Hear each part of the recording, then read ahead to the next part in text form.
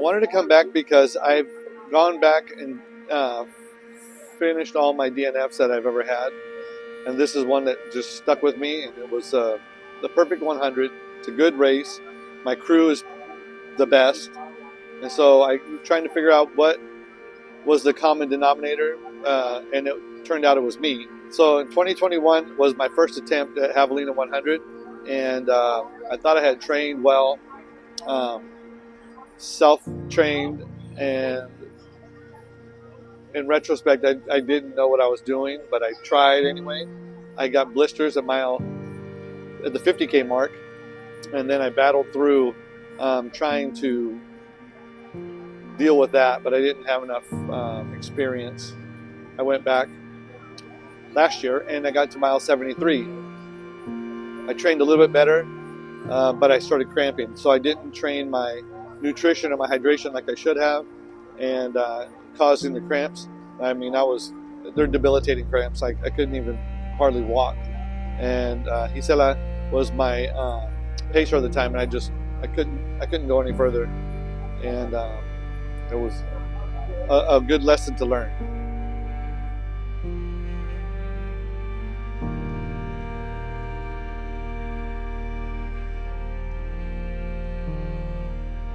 You have 20-mile loops, so you know you're coming back to headquarters eventually. You have 3 aid stations to get through, and so each aid station is just a little bit closer. You know, you're just a little bit closer to coming back to home. Take it really easy on 1 and 2. The second loop is the hottest. The first loop, last year I blew through and I did it under maybe right at 5 hours, which is too fast for me, and I think that was detrimental to my outcome, because you can't start fast. I can't start fast. I'm not a fast runner. So I knew my strategy was to start slow and then, last to the end.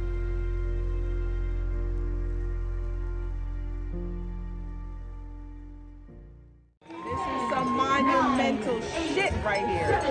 What? These people doing 100 miles in 30 hours. It's not a day.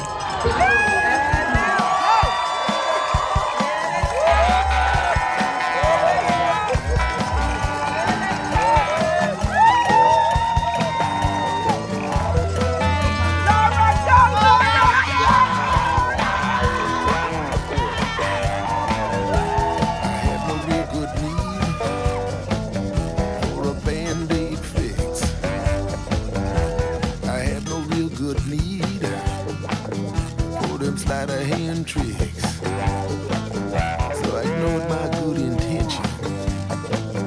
Called that number anyway. The doctor on the line said she'd get me in that day. Fancy, cuz. I thought you were a professional photographer. I got it all, homie. How you doing? How are you doing? Getting through it. Same thing with the second loop, and then when the race starts. So let's see how it goes.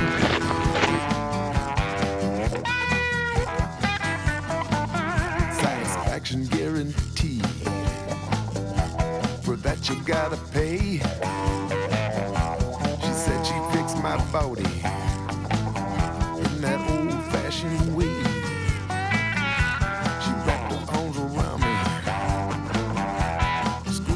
Till I popped. She said she'd keep it coming till she heard me holler.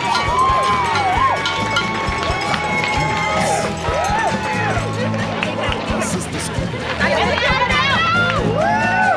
Dr. Juice. The sister squeeze.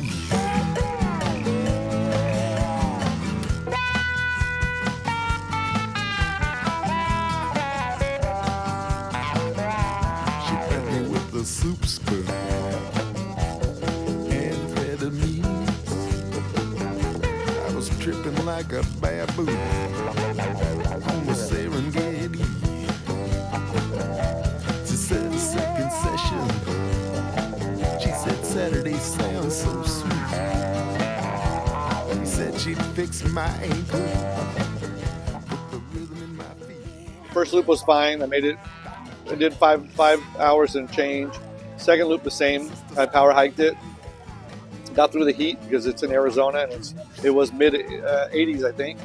The sun was coming down, and then when we started the third loop, my pacer jumped in with me, Viviana, and she ran 40 miles with me, and that was key to help keep my mind from going somewhere where I didn't want it to go, and to keep my focus on my pace and my race. The end is where the real battle is. The last two loops, Regina Peters was the one that told me forward is the pace, and so I kept that motto also. Forward is the pace, forward is the pace, and my crew knew that, and they would tell me that over and over, that forward is the pace. So we just, as long as we were moving and as long as we're alive, we're still fighting, and that was the important part, just to fight through the day to get to the night, because the night cools down, the race doesn't change, the course doesn't change, but it just becomes easier to focus on what the end goal is. Yeah, there's no right or left. What if you tape it? No. I don't think it's Okay. Last time I tried taping it, unless you're a pro, they nomás me molestó. Just switch the dip and just switch the dip and just put a bucket in it.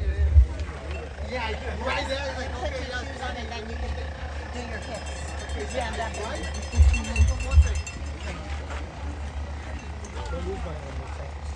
My feet were fine. I got some blisters, but I was able to deal with those better. I found out better socks.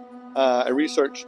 I think I put myself in the best position I could be in, and with all the right gear and all the right tools. And every year I seem to be getting a little more tools in my toolbox. And this year it really paid off.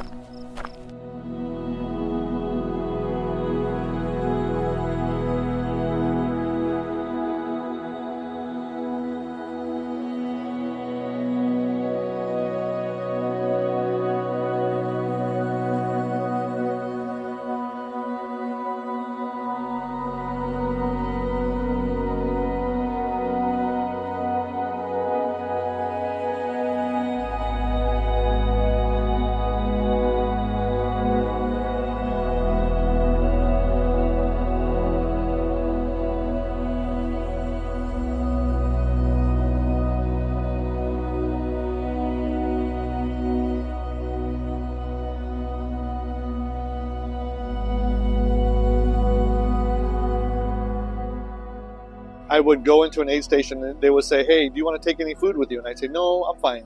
And then I would think, "Take some food with you." And I did that. I'd go up to the next aid station. They said, "Do you want any ice on your head or in your bandana?" And I would say, "No, I'm fine. It's not that bad." And then I would think to myself, "Take it." And I'd say, "Yes, you know what? I do want ice, and I do want an ice bath." And I put ice on my head, I put ice on my neck. Anytime that I would say no, I would correct it and I would say yes. My wife called me and said, "Viviana is ready to jump in at mile 40. She's ready to do 2 loops with you." And I said, "No, I'm fine. I want to get through 60 by myself." And then I thought about it and I said, "No, you know what? Let's bring her in." So that was the biggest kind of a fun. It became fun after a while. Anytime I would say no, I would say yes. He's on loop number 4. It's 11:54, so 5:45. We're gonna be ready for loop 5. Thank you, Jesus. Oh my God, Carl.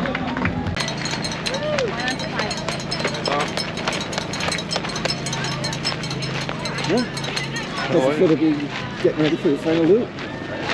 Feels good. Got some work to do real fast, and then we'll head out.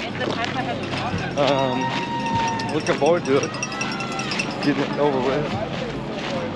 And continue hydrating. And, nutrition. 3 years of training for this one loop right here. Yeah, you're exactly right. It all comes down to this. I started with half marathons, and I didn't think I could ever do that. I didn't think I could run a marathon. And then I ran an ultra marathon, a 50K, and I never thought I could do that. I never thought I could do 50 miles. And I never would have ever imagined that I could do 100 miles. And so when I realized that you put your mind to it and then you get your body right, you can do it. You have to change your habits. Sometimes you have to break those habits. And, but I think it's possible for anybody to do anything, You have to make changes. How's that feel? Más or? Maybe a little bit more.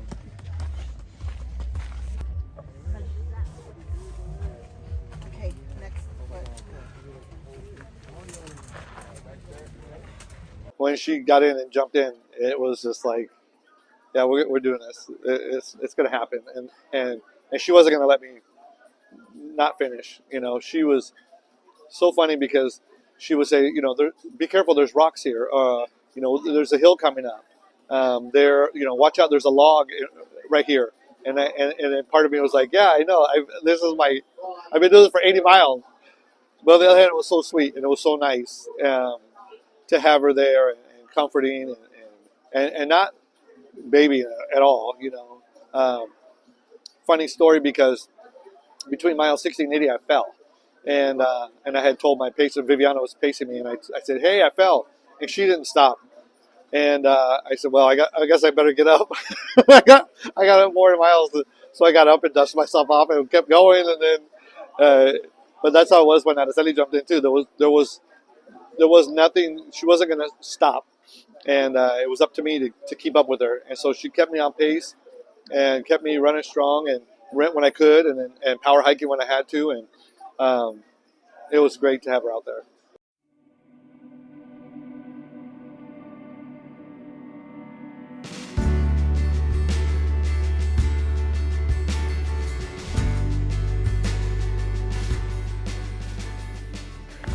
You're doing great.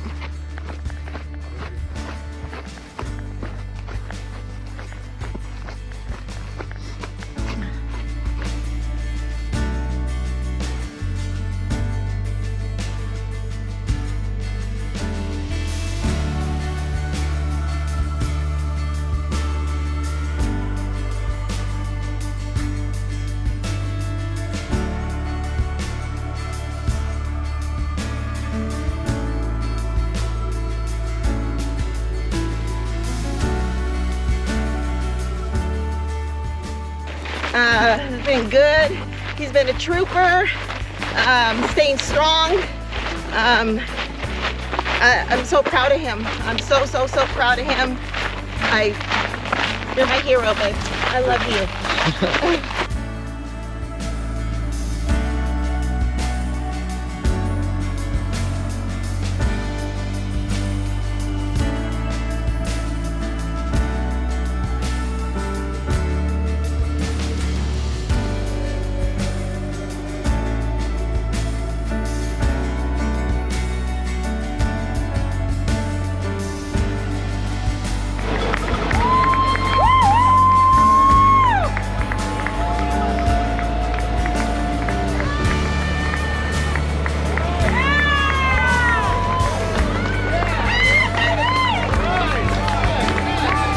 Take yours out, fine.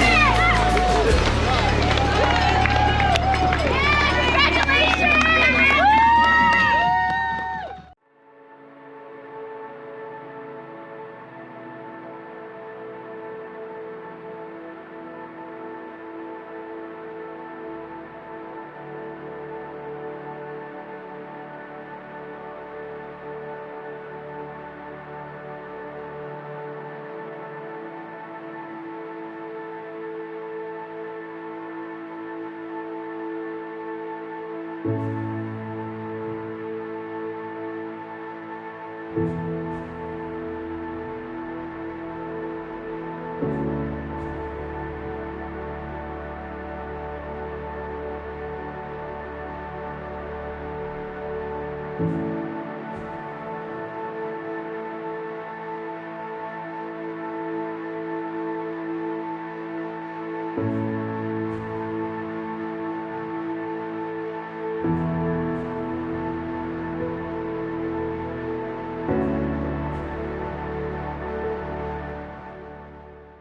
a lot of dedication, a lot of time away from family.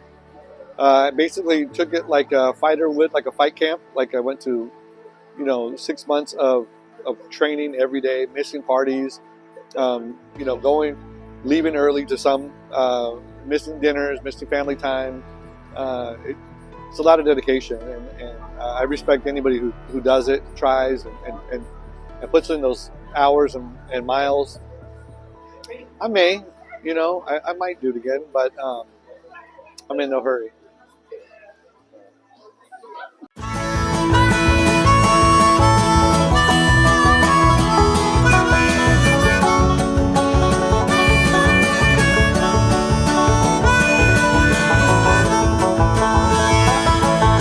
Lifting slowly from my bed, I shake my head. I've done this before. So tell me, darling, once again, what you said and what you swore.